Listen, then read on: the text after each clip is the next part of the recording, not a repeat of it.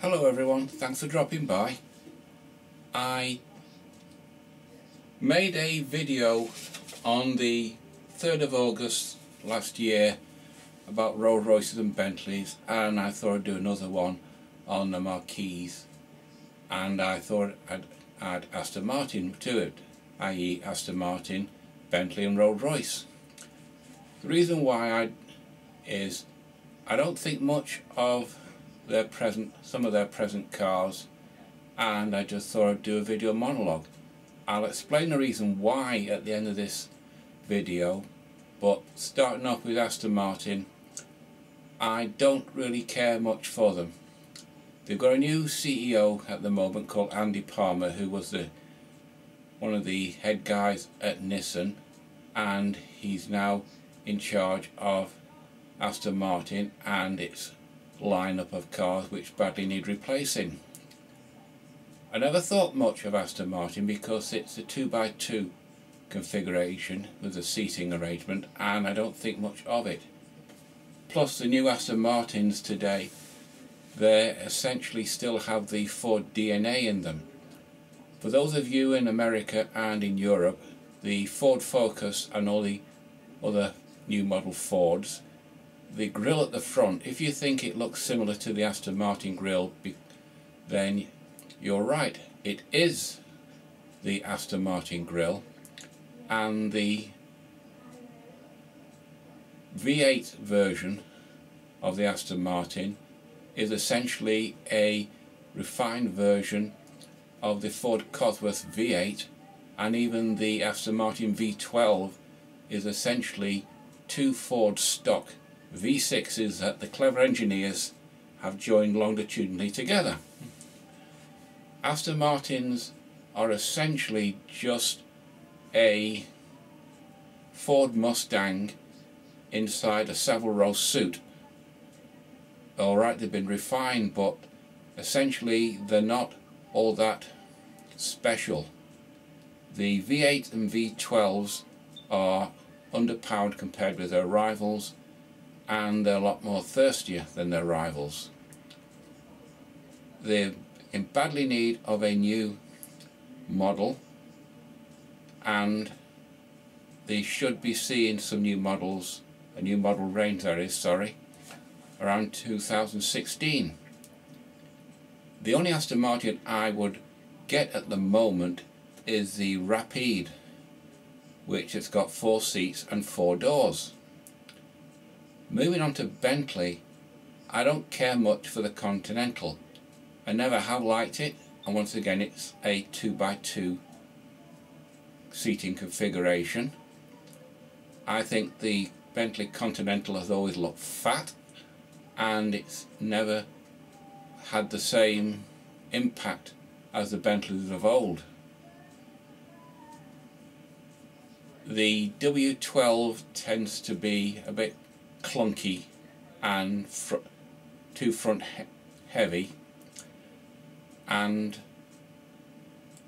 the V8 is alright, but if you're going to spend that kind of money, 12 cylinders is better than 8. And the Rolls Royce, the Phantom Coupe, has got awful leg room at the back. It's only about so much. You'd have to have the Phantom extended wheelbase as the coupe to justify having a coupe. It's a waste of money to have, like on the Aston Martin, that little parcel shelf behind the seats of the Vanquish and the other 2-door models. Same with the Rolls Royce Coupe, and you don't see anybody sitting in the rear seats. Even the official movies for these cars, you don't see anybody sitting in the rear seats. Aston Martin has had a series of owners since it was formed. If you check the Wikipedia version of Aston Martin, you'll see that they started making cars before the Second World War and shortly after, but they've had all sorts of problems, and if it wasn't for James Bond, then the company would have gone bankrupt and gone by now.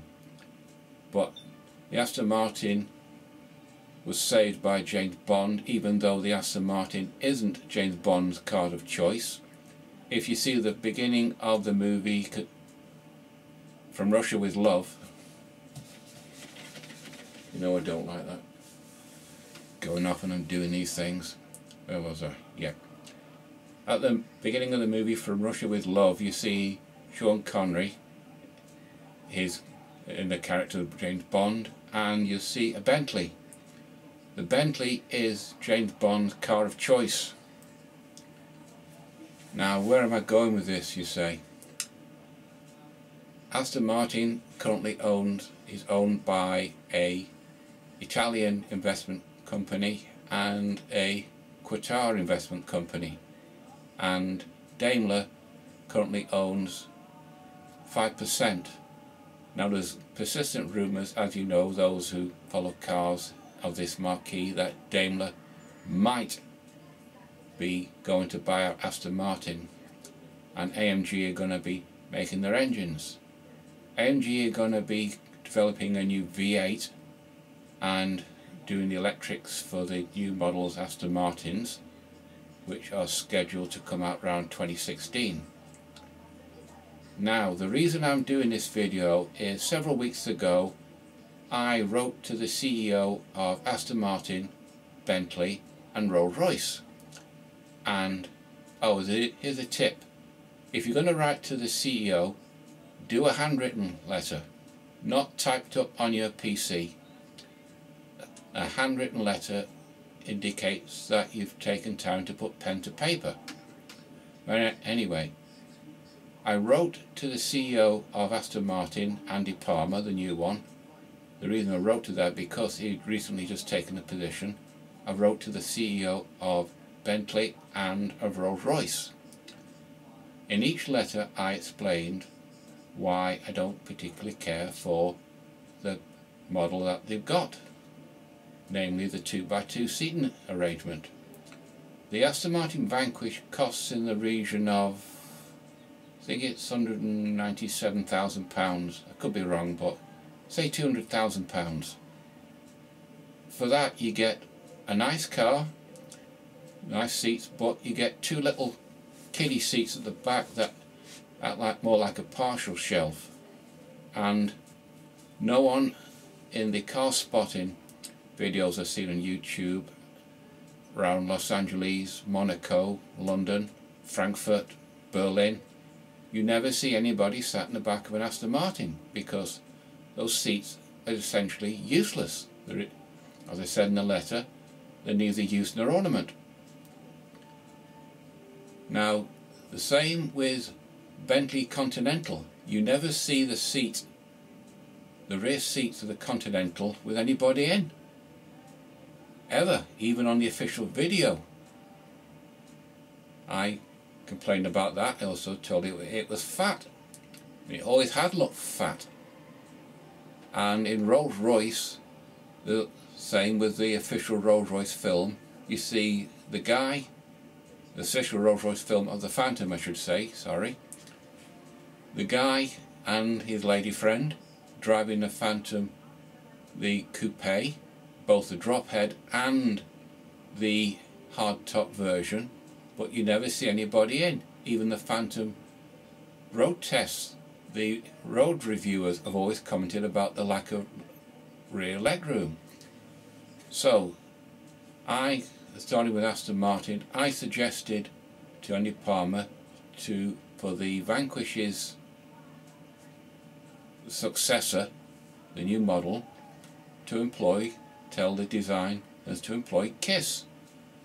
Those of you who are American will know it stands for the common version, keep it simple, stupid.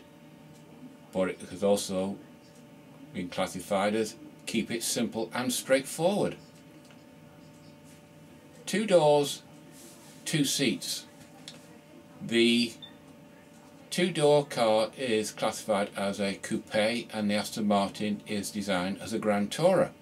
If you look up what the definition of that is, a Grand Tourer is a car with 2 doors and 2 seats, or 2x2. But if the rear seats are never used, then it is useless.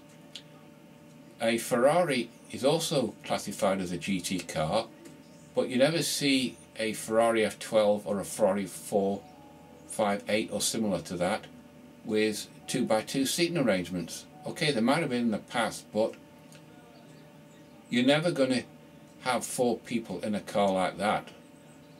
So I would never buy a Aston Martin Vanquish in its present form. I would buy the Aston Martin Rapide because it's got 4 doors with 4 seats. I would never buy a Bentley Continental because it's got 2x2. If I'm going to buy a Bentley, I would buy the Flying Spur. It's the same price as the Continental, and you have 4 doors with 4 seats, and it's just as fast. Bentley is going to bring out a new smaller car, so I suggested to the CEO, a Mr. Wolfgang, is it Wolfgang? No, that's his Christian name, doesn't matter, to employ KISS or 2 doors, 2 seats. And I also suggested the same for Rolls Royce for any future model for the Phantom, because the Phantom came out in 2003. It's 10 years old now, the design, which in car terms is ancient, and the Phantom line will soon have to be replaced. And I also suggested and said, to me, the Wraith is a failed design, because that is a 2x2 seating arrangement. Look at it this way. The guy and his lady friend are in the front seat of the Wraith. If they're taking some people out, they have to go in the back. It might be alright for the guy, but the lady has to, when you stop, you get out the car, you put the seat forward, they have to clamber out the car. When they come back, you have to get out the car again, put the seat forward, you have to clamber back.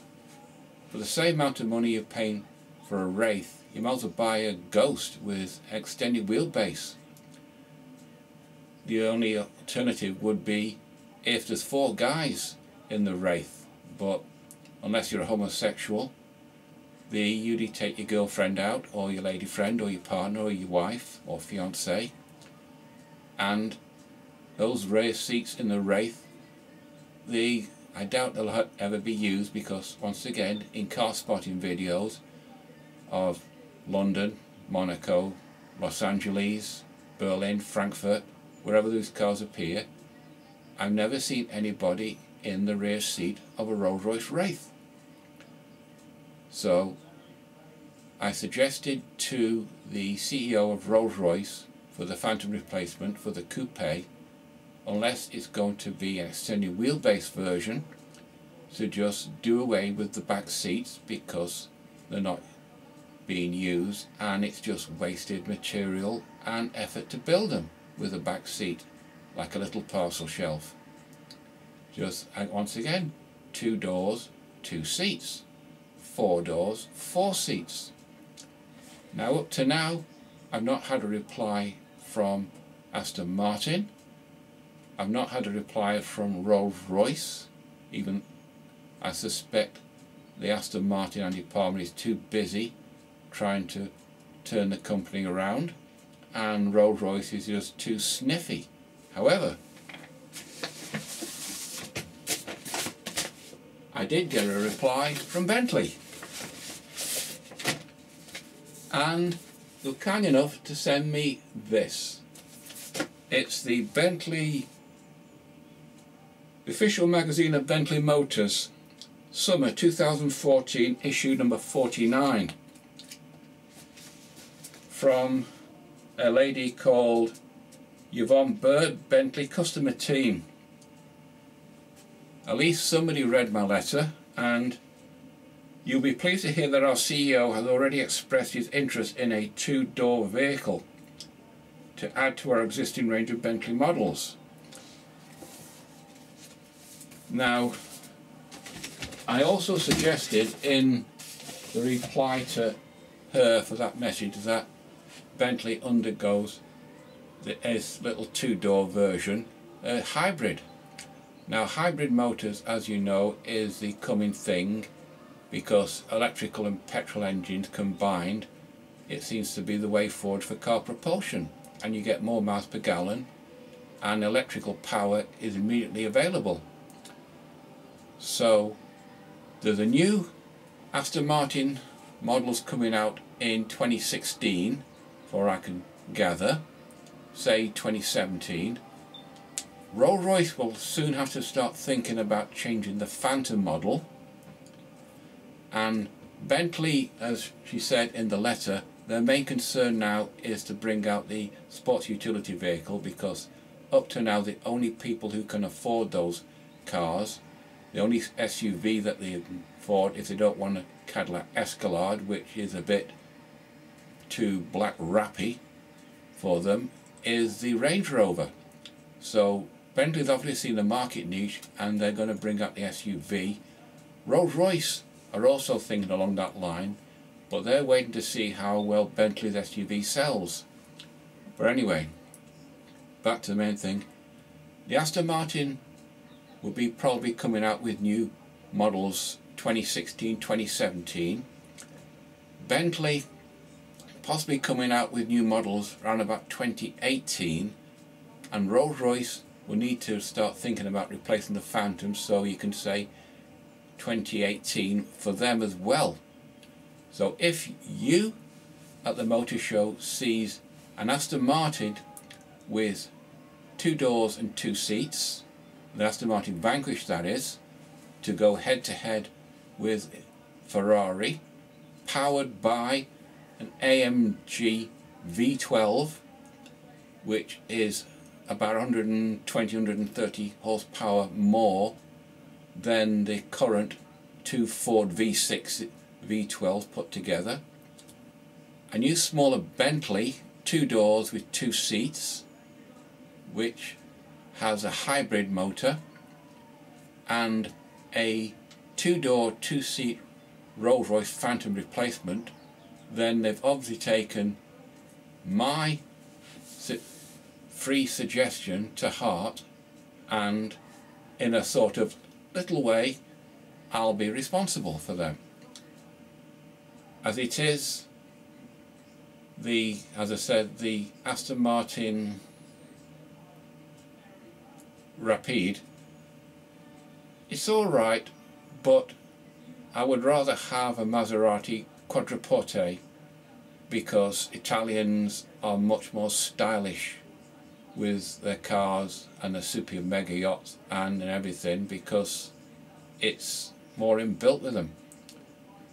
Anyway, I just thought I'd do this sort of add-on video to let you know what I've done, and possibly, fingers crossed, hopefully 2016, 2018 possibly, for all 3 top marquees to bring out new models, and we'll see whether I had any effect on what sort of cars they bring out, and so they can do away with a 2x2, 2+2 sorry, seating arrangement, and have a proper GT car with just you and your partner in the front and a larger boot. Anyway, that's all I wanted to say on this. Might think of something else to say later, but nothing to make another video about, maybe. Never mind. Okay people, that's it. You know the routine. Like, dislike, subscribe, wherever it is. Completely up to you. So until the next time, I'll probably do another gameplay, or I'll do the 3rd and final one, looking at the screen about these super yachts and how some of the billionaires are not as rich as what you think they are. So until then, bye.